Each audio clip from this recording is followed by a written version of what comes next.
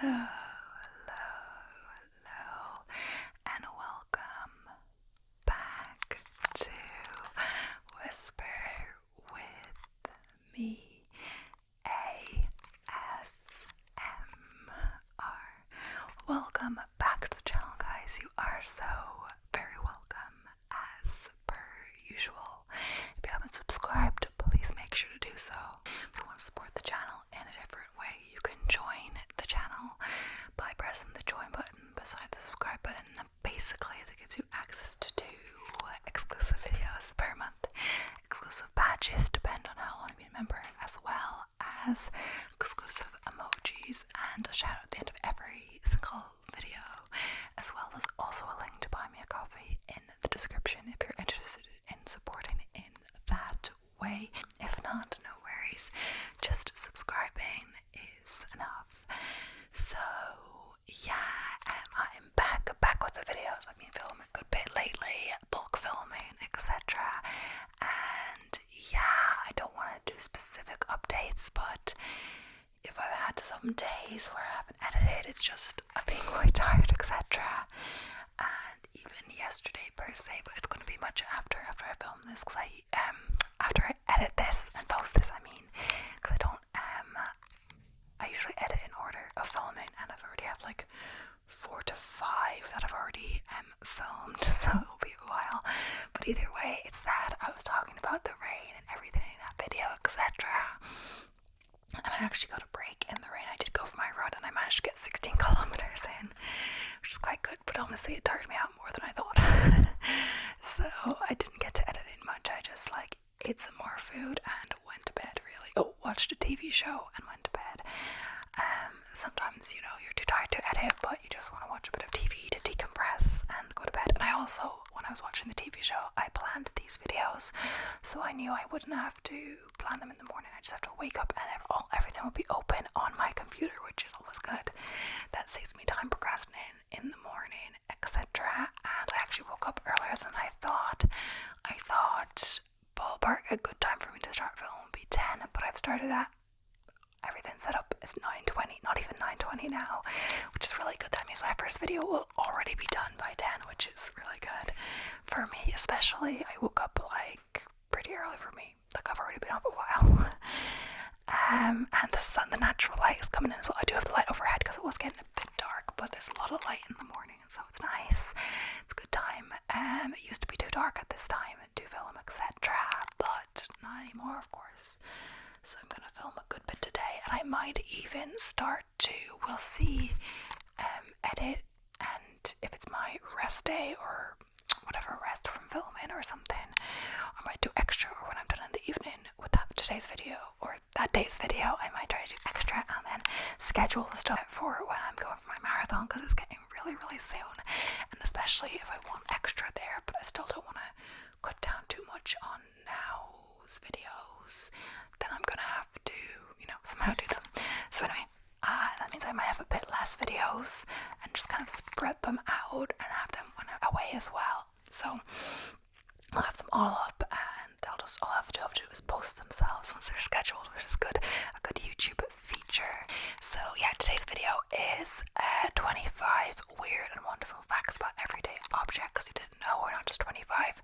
I'm gonna move on to different articles if it's taking me too long, but because of my new slow speaking style, I'm not doing it right now. When I read, it will be shorter or something. But yeah, so don't you just love coming home after a long day? Few things top that feeling of leaving the world outside when you lock your door behind you. Yet even though we like to take breaks from the outside world, we'd be lost if we weren't connected to the rest of the world via our technological gadgets. Humans love any form of technology that makes our life easier. We also use a variety of tools every day and have all sorts of useful things lying around the house, and they all have a backstory. Yes, even our clothes have surprising histories, quirky backstories, or peculiar facts about them you've probably never heard before. So I don't think I've done exactly this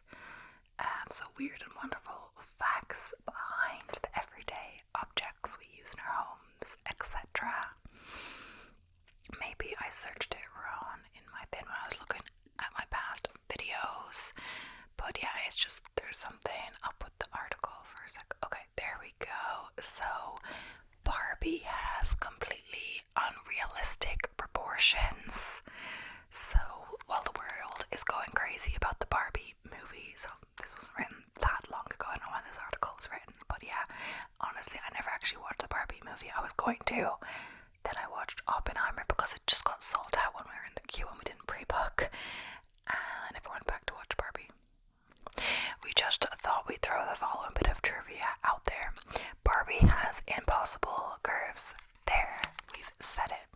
And from the lips of every woman in the world comes a loud duh. But honestly, we're not just talking about her hourglass figure. According to the Yale Center for Eating and Weight Disorders, the average woman would need to grow 2 feet taller, expand her neck length by 3.2 inches, add 5 inches in the chest, and drop at least 6 inches in the waist to look like Barbie in real life. Barbie's head is actually so disproportional that if she were real, she would be unable to walk or raise her head because I guess the head is so much bigger. Interesting. So zippers were named after the sound they make, and this sounds kind of familiar, but who knows? One of the most interesting accidents in the world history of things was the naming of this everyday item that keeps your purse closed and your pants up. The zipper's first name was a hookless fastener. Nevertheless, when B.F. Goodrich added hookless fasteners to a line of boots in 1923, people began calling them zippers because of the sound they make when they were zipping up. And while we're growing used to them, and zippers may seem dull and oh so obviously essential today, in the first few years after their creation, they got flack for the depravity. In addition to clothes and tobacco bags, American prudes complained that zippers made it too easy to take off their pants.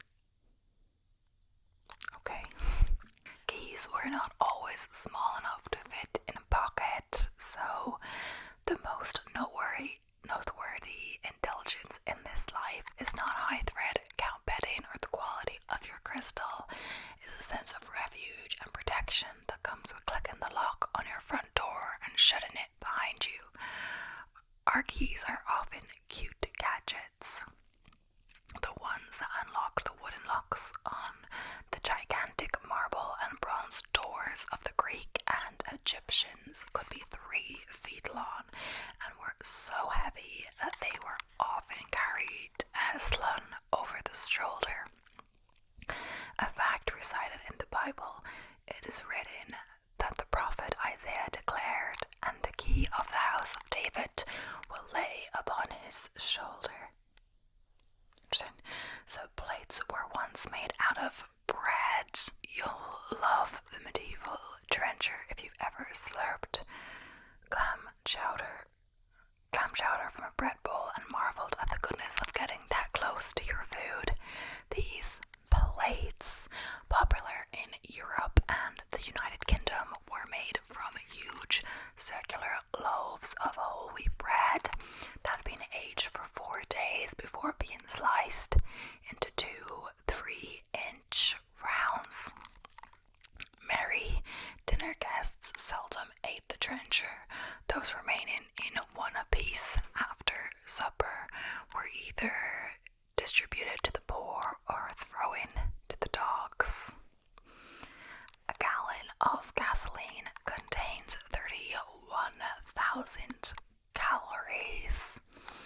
Disclaimer, we did not test the following fact ourselves, and neither should you. Now that we've covered that, you should know that if you could drink gasoline, you'd get 31,000 calories of energy, which is equivalent to 15 to 20 days worth of food. Scientists discovered this while attempting to compare the efficiency of an automobile to that of a human pedaling a bicycle. They found that a person could cycle approximately 912 miles on a single gallon of gas by calculating how many calories it takes to ride 1 mile at 15 miles per hour. As well as, it's important to note that,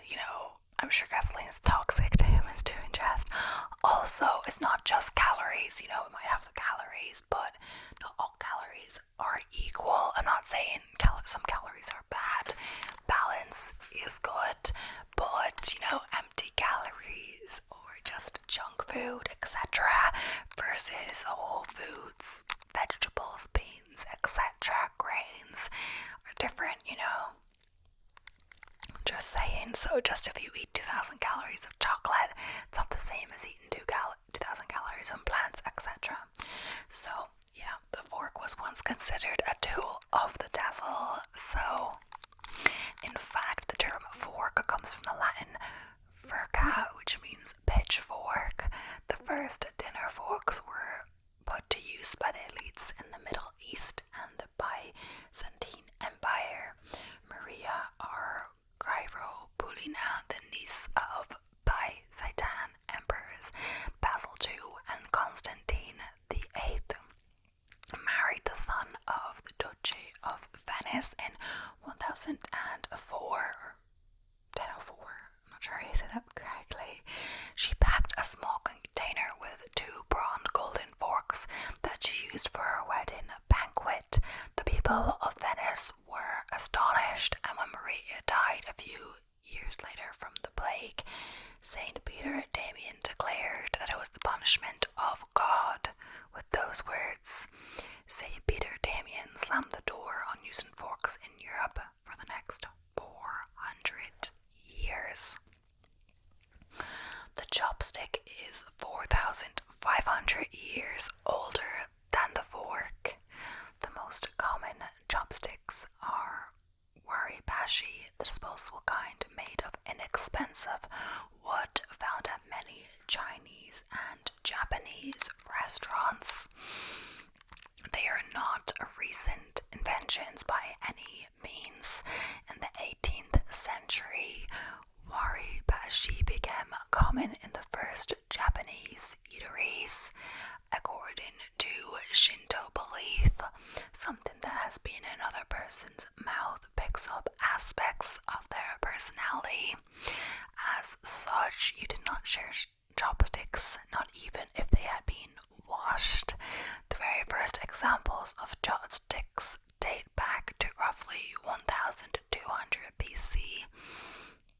They were discovered in China's Henan province. So nail polish has an interesting backstory. The next time you want to complain about the cost of a mani-pedi at your local salon, remember that several thousand years ago, ancient Babylonians, men and fighters at that had their manicures done with solid gold tools. Their choice color, black, was done to terrify their enemies during battle. The ancient Egyptians, on the other hand, used nail polish to display their social standing. The lower classes were limited to nude and light-colored tints, while the affluent and influential wore the now classic red. While the earliest nail polishes were produced from egg whites and other natural pantry staples, today's nail lacquers come from a far less nutritious source, car paint. A makeup artist who worked for Revlon in the 1920s modified car paint to create the first colorless enamel. Okay, so goats pulled the first baby strollers. This is one of the many fascinating facts we uncovered that left us a bit frazzled. Goats were used to drag the first baby strollers, or a dog, or a small pony, but definitely not the parents. In 1733, William Kent, a landscape architect, designed the first stroller for the 3rd Duke of Devonshire. Strollers were still comparatively unstable when the mid-18th century rolled around, but they finally included handles that parents, as opposed to animals, could pull the baby behind them. It's interesting. Croissants are not French. Even though croissants are commonly associated with France, they were actually baked and served in Vienna, Austria, as early as the 13th century. Back then, it was a denser pastry called a kipfel, but it was baked in its iconic grey shape. There are many different stories about how the croissant finally made its way to France, but the first verified debut of the modern croissant we know today, made with that flaky, buttery, melt in your mouth puff pastry, didn't happen before the early 1800s, when Viennese bakers started selling the crescent-shaped pastries in Paris. In ancient Egypt, a pillow wasn't really a pillow. It's impossible to think that comfort hasn't always been the objective for those of us who waste half the night folding, flipping, or fluffing our pillows in an effort to achieve the perfect sleeping position. Pillows in ancient Africa, Asia, and Oceania were stiffer than the padded cushions we've come to rely on for a good night's sleep. Some of these early pillows, dating back to the 3rd dynasty, about 2707 to 2369 BCE, in fact resembled child-sized seats with a curving portion resting on top of a pillar. These stand stabilized the neck, not the head, possibly to protect the extravagant hairdos that were popular at the time. Okay. The first napkins were lumps of dough. So the napkin dough was first used by the Spartans, residents of ancient Greece's military superpower, who cut it into little pieces and shaped and flattened at the table, expertly cleaning any oily residue from their fingers before being thrown into the dogs at the end of the meal. Raw dough eventually evolved into baked dough or bread. Because there was no utensils on the Greek table, bread worked as both a spoon and a fork. The meal would have been chopped into bite-sized pieces in the kitchen. As such, using bread to keep your fingertips clean before taking a dip of hummus was not only tasty, but also extremely practical. It's raw dough though, isn't it? Raw dough would really be tasty, would it now? Like fresh baked bread or fresh dumplings and stuff like that is yummy. Pizza, but not like the raw dough, you know. Okay. Albert Einstein co-invented the refrigerator. So although General Electric manufactured the first refrigerators in 1911, the coolants used to refrigerate the insides were highly poisonous. In fact, it was so toxic that a leaking refrigerator led to the deaths of a whole sleeping family in Germany in the 1920s. Albert Einstein, who read about the tragedy in the newspaper, set about finding a solution.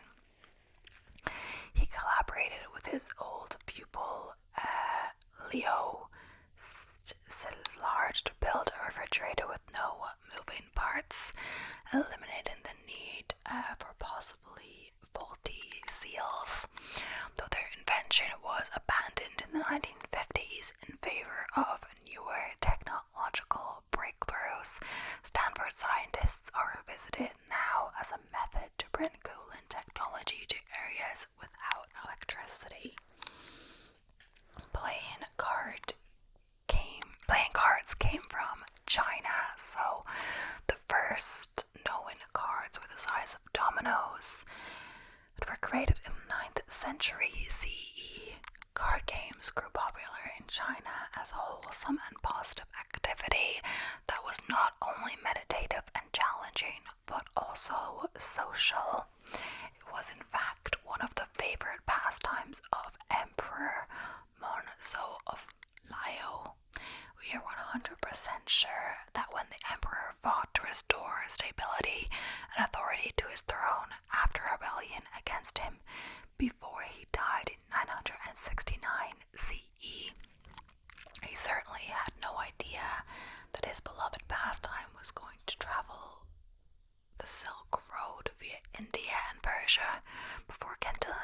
insatiable appetite for the game in Europe.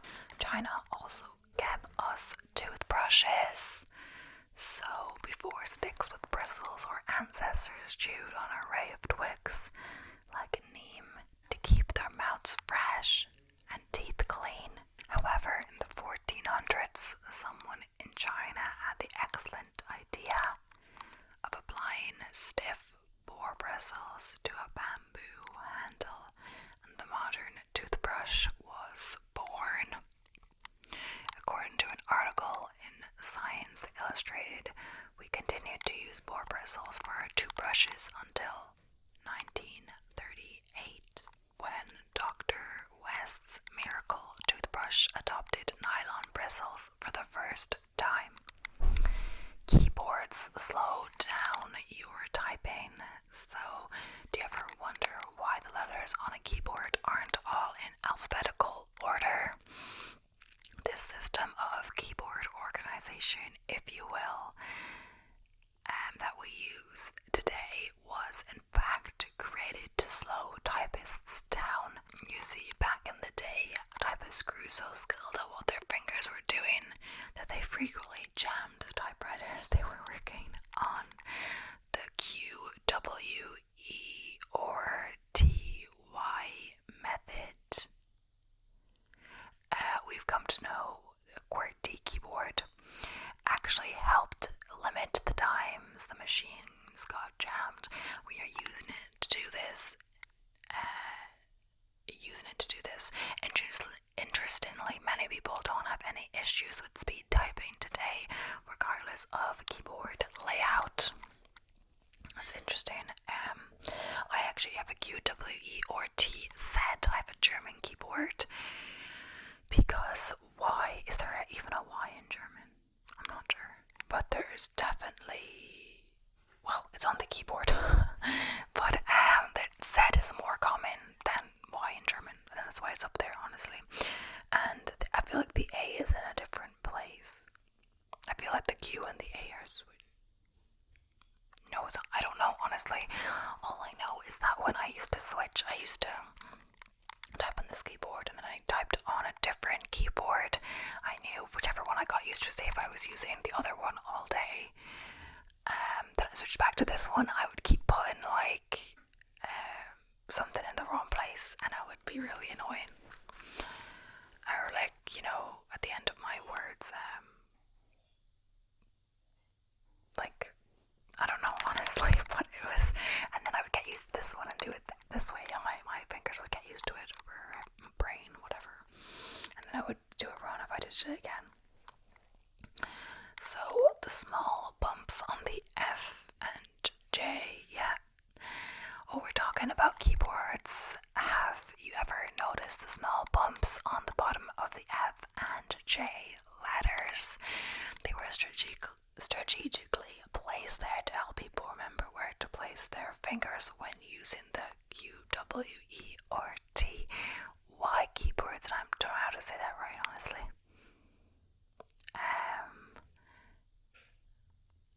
Knowing where to position your index fingers enables you to type faster, but providing you with an instinctual position for your other fingers and the ridges allow you to navigate your way across the keyboard without continuously looking down. So wearable glasses have been around since 1284. So imagine lifting a piece of glass the size of a mirror to your face whenever you need to read something. Before the 13th century, when some entrepreneurial-minded Italians shrunk the glass and substantial frames enough to finally be worn on the nose, it was the best solution mankind had come up with for vision issues. After a while, Spanish eyeglass designers came up with the notion of fastening ribbons to the frames to keep the glasses on the short-sighted wearer's face. Finally, in the 1700s, these ribbons were swapped with the arms and that today's glasses have, enabling them to rest securely on the nose and ears. Weber grills were born from a boy So, have you ever noticed that the traditional round Weber grill looks like the bottom of an ocean buoy? So Buoy. I think some people say buoy, but it is a buoy. That's because the original Weber grills were in fact made from the bottom of an ocean buoy. George Stephen Sr. was employed at Weber Brothers Metal Works in Chicago, manufacturing Coast Guard buoys. In 1952, George came up with the fantastic idea to chop the bottom off one of the buoys, adding 3 legs to the base and a vent and handle to the top of his creation. His neighbor initially made fun of his invention, but quickly wanted one of their own, as did the rest of the world. Weber grills, which are produced in Illinois, are sold in over 72 countries today.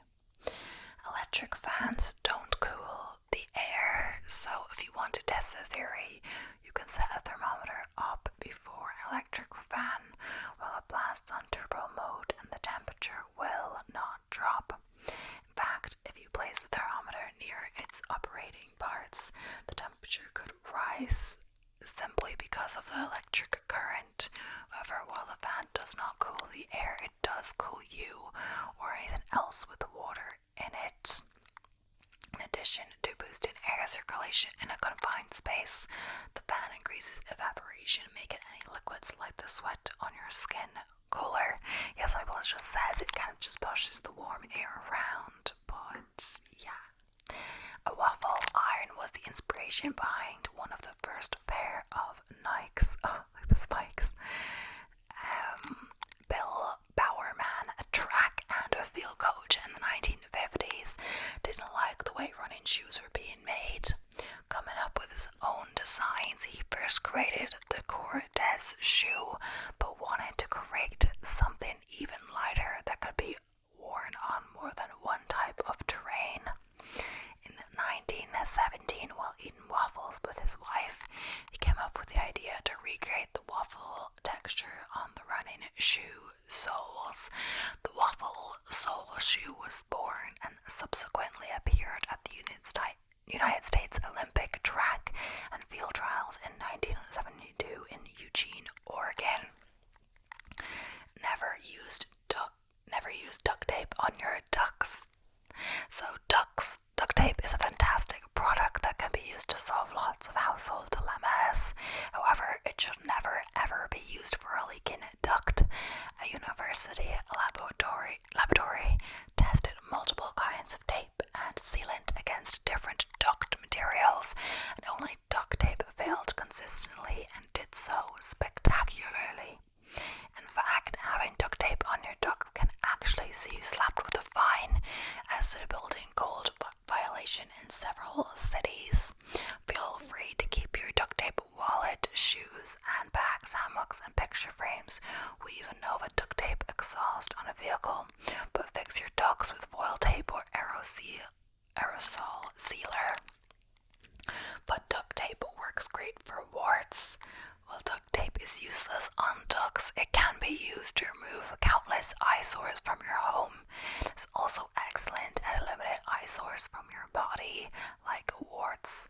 According to research published in the Archives of Pediatrics and Adolescent Medicine, duct tape was more effective in eradicating warts than freezing them off, so we won't place it anywhere near our ducks. Check, we'll use it for those unwanted bodily miniature cauliflowers. Double check. So there are more people with cell phones than toilets. I think this did appear in one fact video before. The following fact is a shocker. According to a 2015 UN report, 2.5 billion of the planet's 7 billion people do not have access to a toilet, with the majority living in South Asia and sub-Saharan Africa. In itself is a sobering thought. Considering that, another report put the total number of mobile phone users at 6 billion. It means that there are more than twice as many people with mobile phones as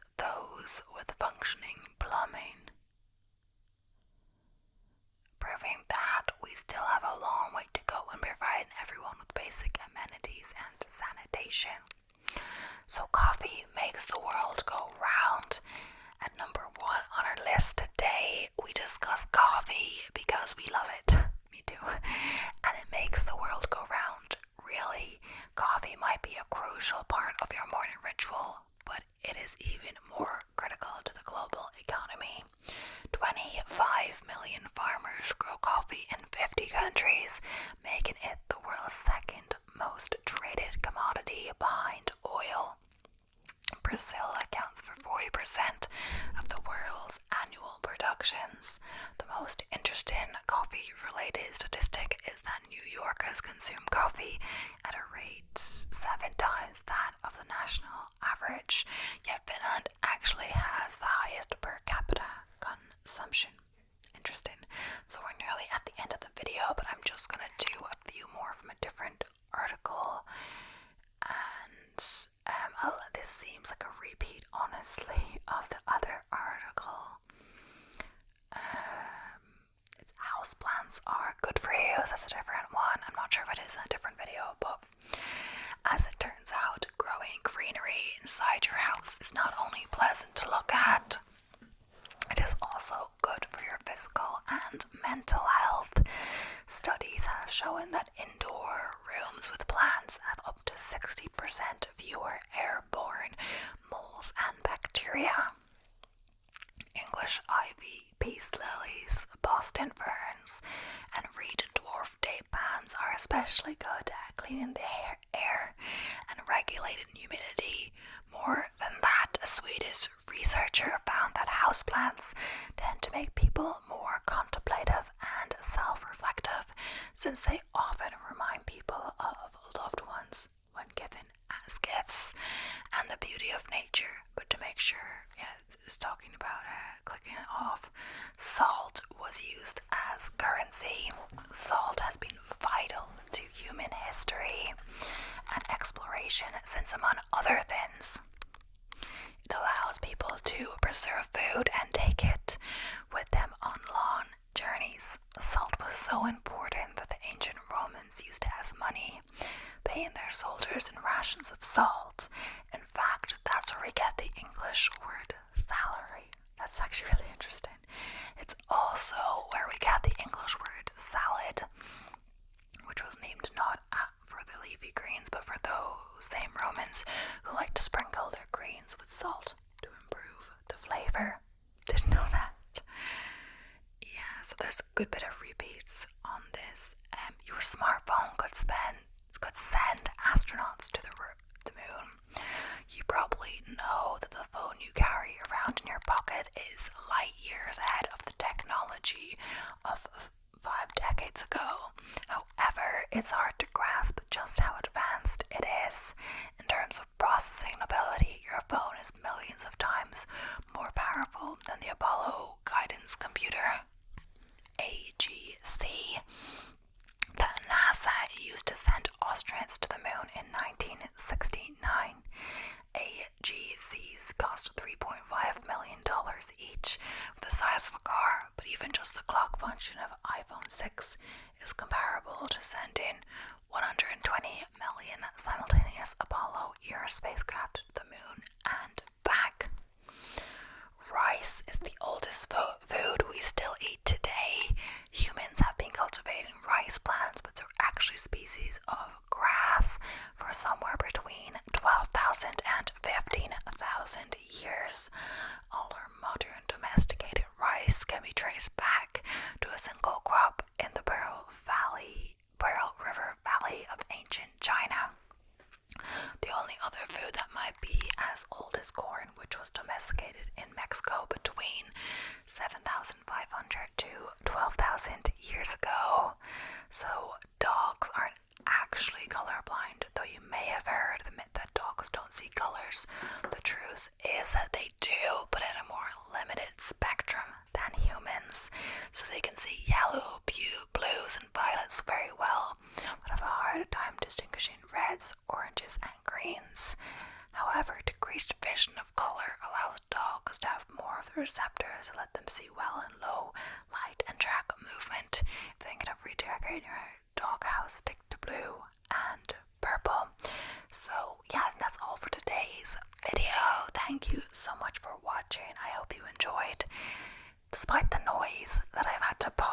a few times in this video. I still think it's good to get it started early, and it's 10 when I was meant to start originally, and I've already got a video done, so that's all good. So yeah, I'm gonna keep going to two minimum, I think, perhaps 3, but maybe 2 will be enough, but we'll see. But yeah, thank you so much for watching. I hope you enjoyed, and I'll be seeing you in the next one. So yeah, bye for now.